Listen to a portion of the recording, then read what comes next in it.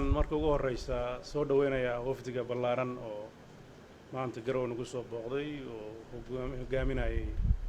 ku-xigeenka SRG-ga oo ay ka mid ahaayeen EU iyo IGAD iyo AMISOM African Union iyo inta kaleeto la socotay runtii waxay ka mid ahayd kulamada joogtada ah ee mar walba ay ku maraan dalka Soomaaliya mar horena ay ugu yimaadeen Puntland oo la xiriira sidii geedi socodka siyaasadeed ee dalka mar walba iyo amni loo horumarin lahaa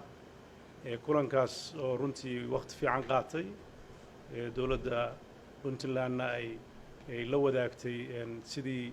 loo gudbi lahaa marxaladaha hadda lagu jiro ku saabsan sidii loo heli lahaa doorasho xor iyo xalaal ah oo lagu kalsoon yahay oo sharciyad wanaagsan dalka u yeelata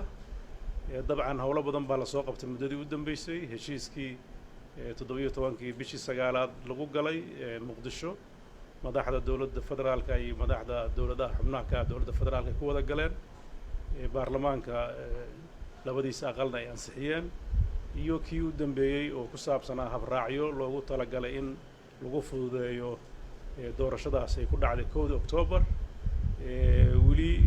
waxaa dhiman sidii hawshaas loo maamul lahaa oo dhinaca maamulka doorashada iyo guddiyadoodii oo hadda gacanta lagu hayo waxyaabo badan oo u baahan in la saxana ay ku jiraan laakiin wada hadallo iyo shaqo ka socota waxaan rajaynayaa doorasho waqtigeedii dhacda oo kalsooni lagu wada qabo oo dhammaan dhinacyada danaynaya doorashooyinkuna ay ku qanacsan yihiin inay dhacdo wixii tabasho ah oo ay ka jiraan qodobada gaarkoodna waxaan rajaynayaa in laga gudbi doono Puntlandna mar walba roolka ama kaalinta ay ku leedahay dawlad dhiska Soomaaliya ay qaadan doonto aragtiyaha xalka loogu heli karana waxay la wadaagtay madaxda maanta soo booqatay waxaan rajaynaynaa haddii Ilaahay idmo inta dhimanna in waqtigeeda iyo ay munaasib ku tahay aan ka hadli doono aadaan uga mahadcelinayaa inay noo yimaadaan waxaan rajaynayaa qodobadii aan ka wada hadalnay oo dhan inay ahaadaan qodobo dhaxalgal noqon doona oo wax ka tari doona deganaanshaha dalka iyo horsocodka siyaasadeed ee dalka Soomaaliya waxaan u rajaynayaa mujtamaca Soomaaliyeed marxaladihii kala duwanaa ay soo mareen inay u anbabixi doonaan marxalad deganaansho iyo nabadgelyo ay ku dheehan tahay soo dhawaad mahadsanta. Good afternoon. We are very pleased to be in Garoowe today. I would like to thank His Excellency President Siciid Cabdullaahi Deni and his team for the warm welcome extended to us today. I'm here today with the special representative of the chairperson of the African Union, Ambassador Francisco Madera,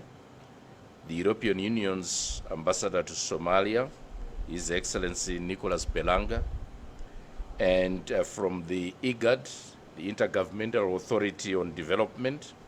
its head of mission for Somalia, Mr. Jamal Ahmed Ibrahim. This is our third group visit to a federal member state in the past 2 months. Recently, we have been to Baidoa and Galmudug, and we will visit the remaining federal member states, Jubaland and Ereshabele, in the coming weeks. In our meeting today with the President, we discussed the importance of strengthening the relations between the federal government of Somalia and federal member states. We have been encouraged by the revitalization of the dialogue between the federal government and all the federal member states these past few months. This involved President Deni's active role in the series of meetings that began in Dusamareb in July and August, which led to the consultative meetings in Mogadishu in September and October, during which agreements on the electoral model were reached. The dialogue and spirit of consensus which yielded these agreements needs to continue in order to ensure that the national elections remain on track and are anchored in transparency, fairness, and inclusivity. We continue to urge all of Somalia's leaders to remain steadfast in their commitment to collaborating with each other as the electoral preparations progress. At the same time, we believe that the resumption of such dialogue on a regular basis can help resolve outstanding issues. We wish to emphasize that the agreed electoral model should not be reopened, but has to be implemented in an acceptable, credible, and transparent manner. In particular, we stress that this will include ensuring that the 30% quota for women in the parliamentary elections and in the implementing bodies is achieved,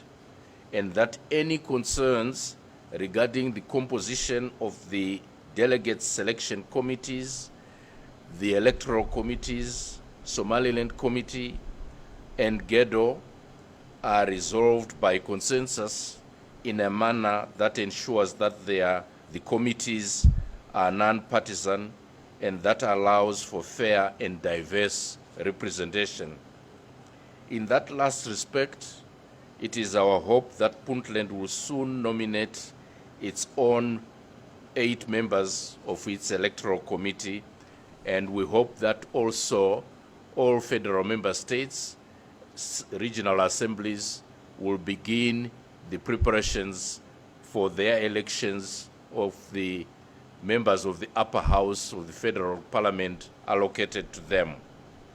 On other priorities, we also encourage Puntland and all federal member states to engage the federal government to reach agreement on the next steps regarding the provisional federal constitution and also on the program for 2021 for the expected new administration. While here in Garoowe, we also commended President Deni on his local efforts to respond to the impact of Cyclone Gati, one of the strongest storms ever to hit Somalia. It brought to the region more than a year's worth of rain in 2 days and left thousands displaced and at least 8 people dead. The United Nations in Somalia and other partners are actively engaged in joint assessments of the damage and providing material assistance. As we conclude our visit, we appreciate the warm welcome from the people of Puntland and its administration. The AU, EU, IGAD, and the UN will continue to stand with you as friends and partners. Thank you, Mr. President.